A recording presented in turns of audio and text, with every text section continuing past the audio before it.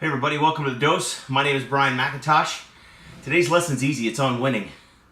You know, I believe that, and I'm going to give you some examples of some others that believe it too, but I believe that so much of what is required for us to win, whether it's a specific endeavor, whether it's in life in general, whether it's financial, whether it's physical, whether it's in relationships, so much of what requires us to win is our ability to discipline our mind and how it works. I'll give you an example.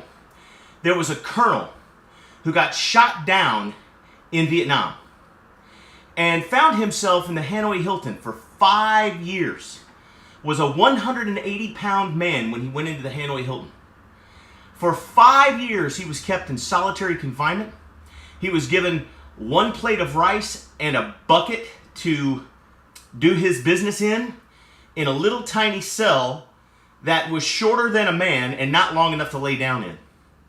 And he lived in there for 5 years. Now, when he went into confinement, this man was a 4-handicap golfer. He had an exceptional golf game. And when he was finally released from the Hanoi Hilton, when we negotiated the release of the POWs and Colonel finally came home, he said the first thing he wanted to do was play a little bit of golf. So he got invited to go down to play in a Pro-Am down in New Orleans.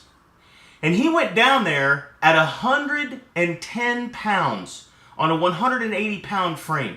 He had lost 70 pounds. And he goes down to this Pro-Am and decides he's going to play golf. And everybody, no one expected the man to do well. He hadn't touched a golf club in 5 years. But he shot 4 over par that day.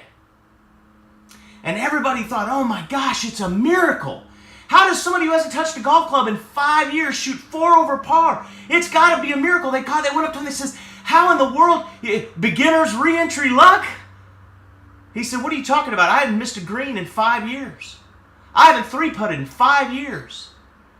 You see, when the colonel was in solitary confinement with nothing else to do with his time but just wait to die or be let go, with life in prison with no possibility of parole, the colonel said, you know, he knew that the mind could not distinguish between real life and fantasy. That the subconscious mind sees them both the same. So what does he do? He played 1 round of golf every day in his mind. He replayed every good round he'd ever played.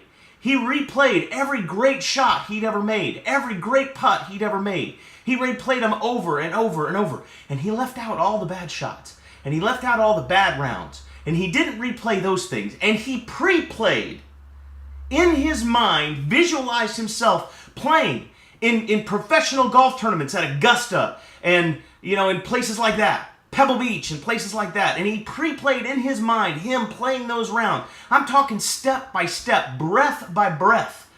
The swing, the ball flight, the walk, replacing his divot, repairing his ball mark, down to the very last detail. The man played 18 holes of golf every day in his mind, real time, for 5 years. And on the backside of that, having never touched a golf club with his hands, but having played the best round of his life in his head every day for 5 years, he went out and shot his own handicap, his first round of golf back from being a prisoner of war after 5 years. So what's that tell you? Here's what it tells you. It tells you that the power of the mind to control the outcome of your performance is completely and totally separate and uninhibited by any physical circumstances you happen to be in. Did you catch that?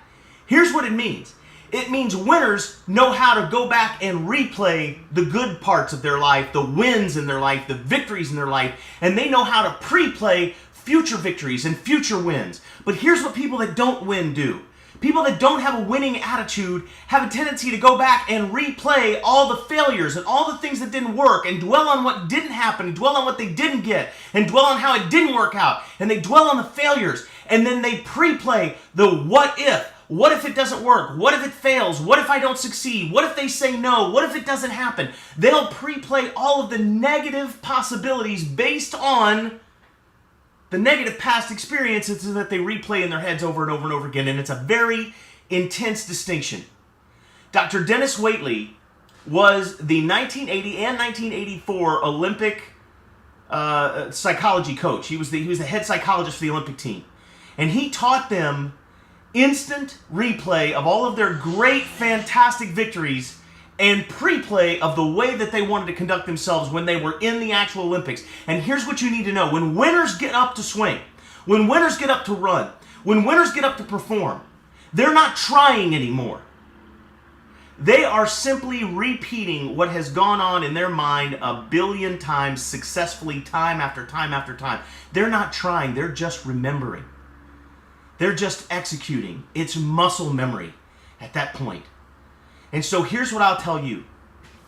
If you knew for sure that the things that you pre-play in your mind and that you project forward in your mind come into reality in your life, why would you ever replay a bad experience and pre-play something negative? Why wouldn't you always reach back to what did work, what you did do well, how well it did go down, and then pre-play those positive feelings and expectations into what you expect to see happen in your life? If you begin to do this, your world is going to change. Remember, it's practice, rehearse, and execute. You practice and rehearse, and then you execute. And if you practice and rehearse the right things, you will execute in ways you never thought possible. Guys, do not let yourself dwell on the past and what didn't happen and what didn't work and pre-play that into the future.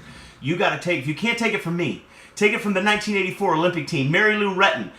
Three perfect tens, and it had never been done in the Olympics before. She set the bar for women's gymnastics. Going forward from then on, it was just expected that the United States was going to dominate women's gymnastics because she understood pre-play, pre-play, pre-play. She would play and rewind the exact perfect run every single time, and never once did it cross her mind, what if you stumble? What if you fall? What if it doesn't work? Where's mom? Oh my gosh, everyone's watching. I'm on the news. This is my... No. It was always deep breath, relax, execute. She pre-played it so many times, it was like clockwork. It was muscle memory. You can be the same way in every endeavor in your life.